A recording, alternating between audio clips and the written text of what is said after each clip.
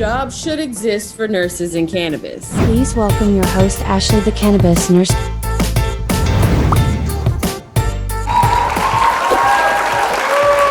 Right now, jobs don't exist for nurses in cannabis. Jobs should exist for nurses in cannabis. So anybody who takes the initiative to, one, just learn about it, and two, to do something with it, will be ahead of the curve. They'll be ahead of the days when there will be a job listing on Indeed, and when they go to say, does anybody have experience in this, you can say, yes, back in 2020 I had plenty of experience, I learned X, Y, and Z, and this is what I do. That is one of the benefits of my course, Cannabis Nursing Solutions. So what brought me to thinking about this, though, is I'm looking at a post in a particular group. I'm not going to call out any names or any groups or anything like that. But I'm looking at this post. There are over 580 comments about somebody being a cannabis nurse, right? 580 comments. Most of the comments are repetitive. Some of them are joking, like it depends on the day of the week. If I'm interested in being a cannabis, how high do I need to be to qualify? And I'm literally looking at them. I came for the comments and y'all didn't disappoint. So people are still taking this as a joke, like cannabis is a joke. No, if you think that cannabis is a joke, then you think that your patients are a joke. Cannabis is being consumed by your patients on a regular basis. Cannabis is also influencing the medications that they're consuming. It's also influencing the interdisciplinary communication that needs to occur. There is an influence in all of that. But your nurse doesn't know anything about cannabis. She doesn't know anything, or he doesn't know anything about the endocannabinoid system or the cannabinoids that bind to the neurotransmitter receptors. Okay, that's fine. They don't teach that in nursing school. So let's continue to leave the veil over our eyes because they didn't teach you that in nursing school. And we went through the 80s and 90s and they said that, cannabis is the most dangerous drug. And they put it on a list, call it a Schedule 1 next to heroin, right? Because they're really comparable. Not really. So, just the idea of that being the case, I think is unfortunate. So then the other piece of it is there are people out here teaching about it, which is great. But, the thing that concerns me is who taught them? Where did they get this information from? Did they actually research it? Do they actually do anything with cannabis besides smoke it themselves? Do they know how to pronounce the word medicinal? The NCSBN guidelines are guidelines. They're not rules. They're not regulation. The entity that is supposed to uphold those guidelines are your board of nursing, your state board of nursing. If your state board of nursing does not uphold them, that means they do not support you consuming cannabis. So be careful. We are in a space today where cannabis is being acknowledged, it's being accepted, but there needs to be some definition around what has already been created. So I'm going to kind of go back to the need for nurses to participate in this. We need to be participating in the conversations around this because as it stands today, your board of nursing likely does not support cannabis consumption. They're probably touting off 1960s regulations and guidelines that they've been talking about since the beginning of time, quoting the definition of delegation and quoting, what we call drug abuse and all that kind of stuff. Somebody needs to influence that. Who is going to do that? You waiting for somebody else to do it? Oh, you're waiting for an Indeed post. Is that what it is? So I'm saying all of this because I'm very concerned about the disjointed effort that's occurring. There have been some things that have happened to me specifically where I do see a little bit more collaboration, and that's because I'm starting to be seen more as, um, a subject matter expert in this at this point, just because I've been talking about it for so long. But there are people who are very new at this, or they don't actually know what the experience is like for a cannabis consumer. The things that really, unless you have used it before, unless you know somebody that's used it, unless you've walked into a dispensary, unless you've been to a grow house, unless you understand the culture and the perspectives of the industry in and of itself, it really would make it difficult for them to translate what the nurse needs to know in order for them to be able to take that information and apply it to their practice. It really would be. So I'm saying all this to say, be careful who you're getting your information from. Be careful when you're researching what you're getting. I'm not saying that my course is the best course. I'm sure there will be better courses out there. But what I do know is that my course is evidence based.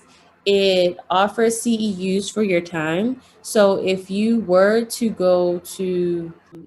submit your CEUs to your manager or to your organization, they do have the ability to reimburse you if they support the education, of course.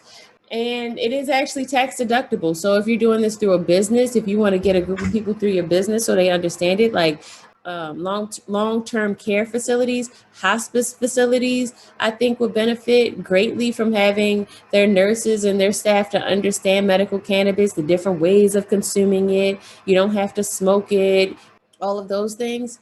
School nurses is huge right now. They are implementing medical cannabis in our school systems as we speak. Maryland has just this year has moved House Bill 617 through the pipe, and guidelines have been developed, which I was a part of that development.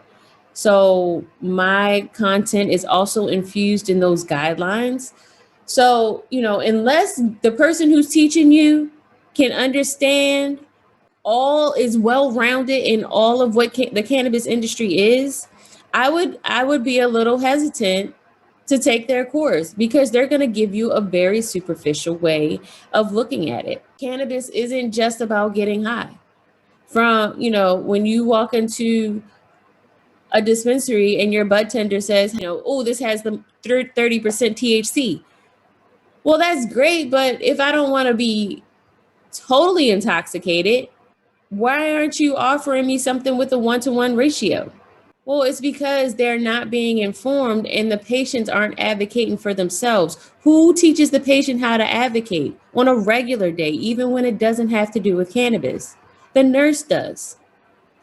The nurse does the education. The nurse lets them know what symptoms, what side effects to experience. The nurse talks about care planning. We go through the assessment phase. We are the doctor's eyes and ears on a regular day.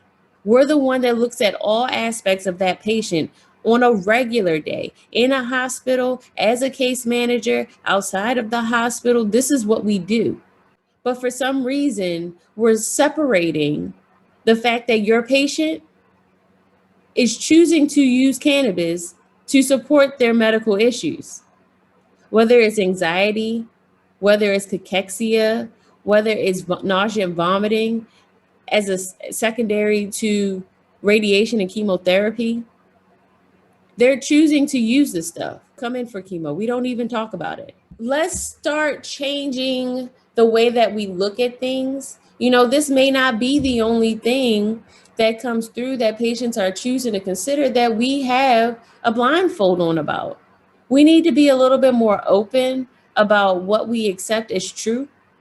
It's unfortunate that the way healthcare is set up today, nurses, although we're supposed to have autonomy, although they say we critically think, I think it only goes but so far. And this is just what I believe.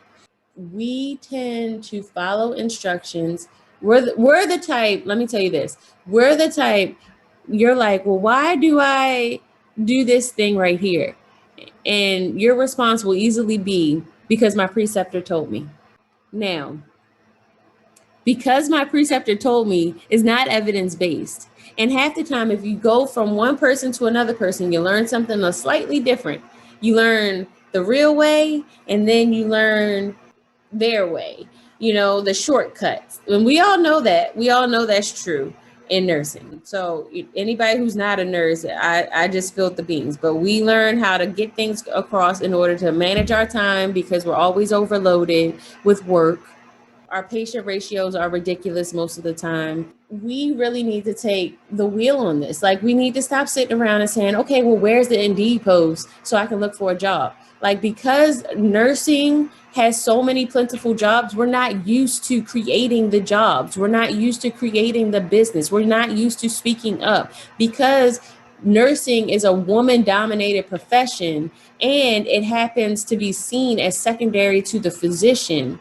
We take a more submissive role in general. I mean, not all the time, but in general, we tend to take a submissive role. And in this particular industry, this is a time where we can find our voice. We can make change. Advocacy really means something. For anybody who sees these type of posts out there, I'm not saying send them directly to me, but send them to somebody that knows what they're talking about, that understands NCSB and guidelines and what they are, who understands that our scope of practice under the American Cannabis Nurses Association exists and understands what's involved with that, who understands treatment care planning, who understands the patient's point of view, who understands the dispensary point of view, who understands the grower's point of view, who understands advocacy, who has resources towards policy, because that's not really my thing, but towards policy, who can steer you in the right direction, who is offering a course cheaper than similar courses out there, not because it's cheaper, but because she knows that nurses don't have a whole lot to invest in this type of information. But I'm going to tell you that it's well worth it, because you will walk away with a toolkit in order to help you to implement cannabis into your practice, whatever version of your practice it is. You'll have access to the documents that you can print out and use it for your patients, so you don't have to walk into a room and feel like you don't know what you're talking about. If anybody has been following the news, we have 4 new states who have passed legislation on cannabis. That's not even all of it. Things are changing. The way we need to look at cannabis is changing. Is not just that, that stereotypical idea. If anybody knows anything about the history, you understand that a lot of the narrative has shifted based on race, based on financial gain. I really want to be sure that people are aware of what is going on, especially like on social media. I'd be worried about anything you see on social media. So one of the things that I struggle with is being very, very active on social media, because I know how easily things can get misconstrued. So I'll post my website here or there, or I'll post in my groups and everything. But like, I just don't want to be in the middle of a debate about something that I know to be true. And so I just wanted to take this opportunity to get this truth out here. From my point of view, you don't have to agree with it. And if you don't, you can leave a comment, or you can just walk away. It's up to you. But if you have any questions, leave that in the comments, because I'd be happy to answer them. Do me a favor and just, if there are other comments here, just look at those and then read them before you make your comment, because it might be repetitive and maybe we can have a more streamlined conversation that way. And that's the other issue with social media, because you'll see these same comments over and over and over again about the same things over and over and over again. And